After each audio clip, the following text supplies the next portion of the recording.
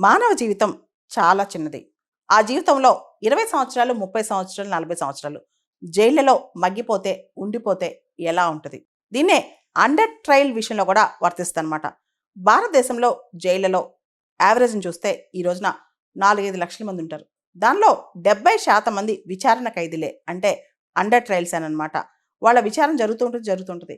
కొన్నిసార్లు 20, 30 సంవత్సరాలు అండర్ ట్రయల్‌గా ఉన్న తర్వాత వాళ్ళేమి తప్పు చేయలేదు. లేదా వాళ్ళు తప్పు చేసినట్లు ఎటువంటి ఎవిడెన్స్ లేదని చెప్పి కోర్టు వాళ్ళపైన మొత్తం తీర్పిచ్చి వాళ్ళు బయటకు వదిలేస్తదనమాట. వాళ్ళేమీ తప్పు చేయలేదన్నట్లు. ఆ టైంలో కోల్పోయిన వాళ్ళ జీవితం ఏంటి? కోల్పోయిన వాళ్ళ యవ్వనం ఏంటి? కోల్పోయిన ఫ్యామిలీ ఏంటి? పరిస్థితి ఏంటి?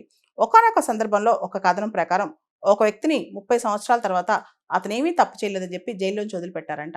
వదిలిపెట్టినప్పుడు అతను తన సొంత ఊరికెళ్తే ఒక్కళ్ళు కూడా గుర్తుపట్టలేదంట. ఇతనెవరో అన్నట్టు చూసారంట.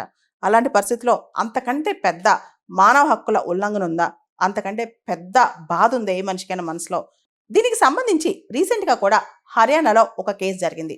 ఒక వ్యక్తి తన భార్యని, కొడుకుని చంపేశాడని చెప్పి హర్యానా హైకోర్టు తీర్పిచ్చి అతనికి శిక్ష వేసింది. అప్పటికే అతను 12 సంవత్సరాల పైన జైల్లో ఉన్నాడు.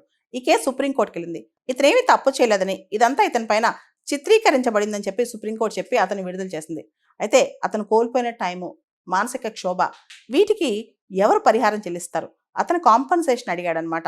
నన్ను అన్‌లాఫుల్‌గా జైల్లో ఉంచేశారు. రాంగ్‌ఫుల్‌గా ఇన్కార్సినేట్ చేశారు. నాకు కాంపెన్సేషన్ ఇవ్వండి అని చెప్పి. ఇప్పుడు మళ్ళా రాంగ్‌ఫుల్‌గా మనుషుల్నెవరినైనా సంవత్సరాల తరబడి, దశాబ్దాల తరబడి జైల్లో ఉంచేసి, తర్వాత 30 ఏళ్ళు, 40 ఏళ్ళు ఉంచేసి వదిలేస్తే ఏంటి పరిస్థితి? దీనికి సంబంధించి ఒక ఇంపార్టెంట్ కేసు ఉందనమాట. అదే Rudul Sah versus state of Bihar 1983. ఈ కేసులో రుడాల్ షాని 1968లోనే విడుదల చేయమని చెప్పి సెషన్స్ కోర్ట్ చెప్పిందనమాట. అతను తప్పు చేసినట్టు ఎక్కడ అనిపించట్లేదు. 1968లో సెషన్స్ కోర్ట్ చెప్పింది అతను వదిలిపెట్టమని. కానీ దాదాపు 14 సంవత్సరాలు ఆ తర్వాత అతన్ని అక్కడే ఉంచారు జైల్లో. 1982 చివరి దాకా.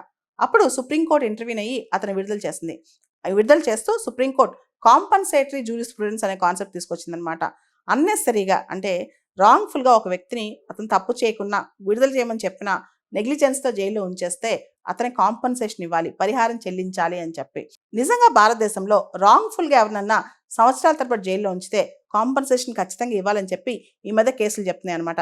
దానికి ప్రధానమైన కారణం Rudul Sah versus state of Bihar కేసులో చెప్పినట్టే ఆర్టికల్ 21 రైట్ టు లైఫ్‌లో compensation is a part of right to life అనమాట. అంటే అతని జీవించే హక్కు, డిగ్నిటీ కనుక తీసేస్తే గనక, స్వేచ్ఛగా జీవించే హక్కు తీసేస్తే దానికి ఖచ్చితంగా పరిహారం చెల్లించాలి. రాంగ్‌ఫుల్‌గా అతన్ని జైల్లో పెట్టేస్తే ఖచ్చితంగా పరిహారం చెల్లించాలి. అంతేకాదు అనవసరంగా జైల్లో అన్ని సంవత్సరాలు ఉండటం వల్ల ఈ కేసులో అక్యూజ్డ్‌కి హెల్త్ పాడైపోయిందనమాట. హెల్త్ కాంప్రమైజ్ అయిపోయింది. దానికి కూడా ప్రభుత్వం కాంపన్సేషన్ చెల్లించాలని చెప్పి కోర్టు చెప్పిందనమాట. జనరల్‌గా right to lead a life with dignity అంటే గౌరవంగా బతకడం అనేది ప్రతి ఒక్క వ్యక్తి యొక్క హక్కు. మన దేశంలోనే కాదు, ప్రపంచంలో ఎక్కడైనా సరే.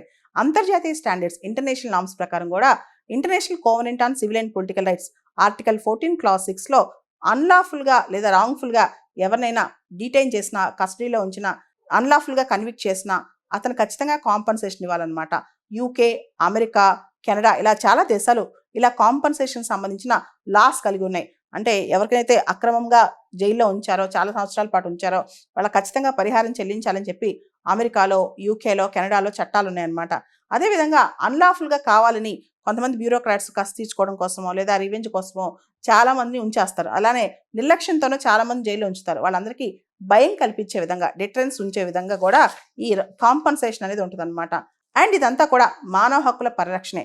ఒక వ్యక్తిని తన యొక్క ఫ్యామిలీ నుంచి, ఊరు నుంచి, సమాజం నుంచి, తన యొక్క ఇండివిడ్యువల్ ఐడెంటిటీ నుంచి, అంతేకాదు ఎకనామిక్ ఇష్యూస్ అంటే అతను చేసే వ్యాపారం గాని, పని గాని వాటన్నిటిని తీసేసి తప్పుగా ఒక వ్యక్తిని ఇన్కార్సినేట్ అంటే జైల్లో పెట్టేస్తే కొన్ని సంవత్సరాల పాటు నిజంగా అంతకంటే దారుణమైన మానవ హక్కుల ఉల్లంఘన అనేది ఉంటదా?